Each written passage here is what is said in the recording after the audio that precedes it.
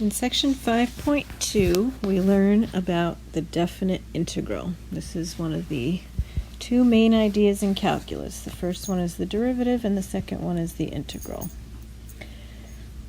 Okay, so we've got a lot of new notation and vocabulary here.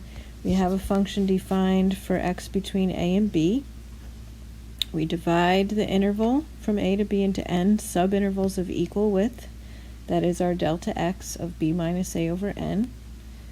We start with a being x0, and then we have x1, x2 up to xn, which is b, be the endpoints of the subintervals. Now, interestingly, they use this star notation. x1 star, x2 star can be any sample points inside the subinterval. We were looking last time at the left endpoint or the right endpoint. In fact, these x's can be anywhere in there. And then we have this thing called the definite integral of f from a to b, and it's this funky looking elongated s, and it's got obviously the a and b on it. And then it's got f of x dx, and that's equal to the limit of this Riemann sum. That's the right-hand sum, except that the x has the little star, so again, it doesn't have to be the right-hand endpoint. So if that limit exists, then a new notation we have for the limit of that Riemann sum is this definite integral. And if it exists, if the limit exists, we say f is integrable on the interval from a to b. Okay, so again, a lot of notation and vocabulary here. So this long s, the integral sign, it resembles in s because s for sum, the integral is a limit of sums of rectangles. And f of x is called the integrand. That's the function we say that we are integrating. A and b are called the limits of integration, a being the lower limit of integration and b being the upper limit of integration. I will start using this vocabulary. Right, and so this integral from a to b of f of x dx, that's what we say, is kind of all one thing. You can't sort of pick and pull things in or out. It all comes together as one package. And when we calculate one of these integrals, we say we are doing integration. Now this definite integral, it's called definite because it has the limits of integration, the a and the b on it. This definite integral is a number. The result of it is a number. It's the area under f of x between x equal a and x equal b. So it doesn't actually depend on x, and I pasted this out of your book, but I just put a caret in here because it was missing the letter x. So we could integrate f of x dx from a to b, we could integrate f of t dt from a to b, we could integrate f of r dr from a to b.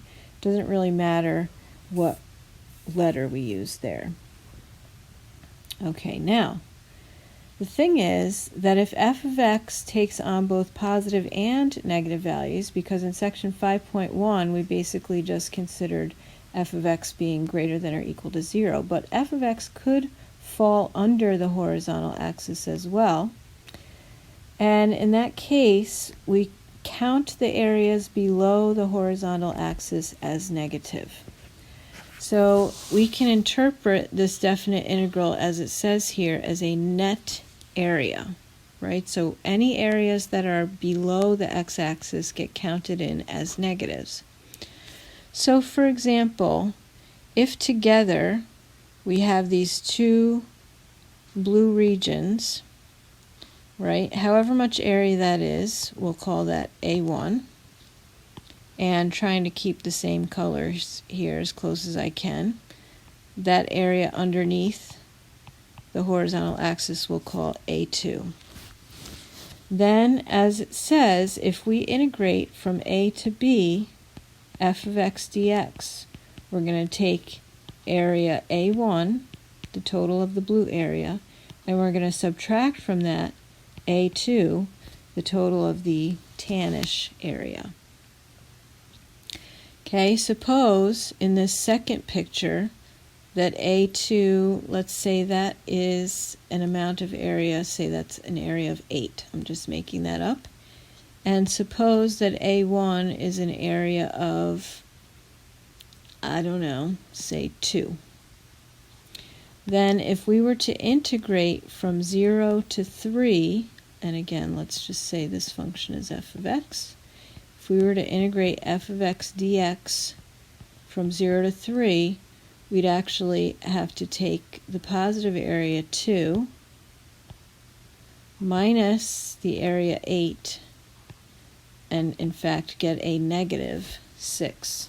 So the area, we still would say the area under the curve, the area under f of x from 0 to 3, but we can get these negative areas, right? So we think of A2 as a positive 8, but as soon as we see that that area is below the x-axis, then we count it as a negative.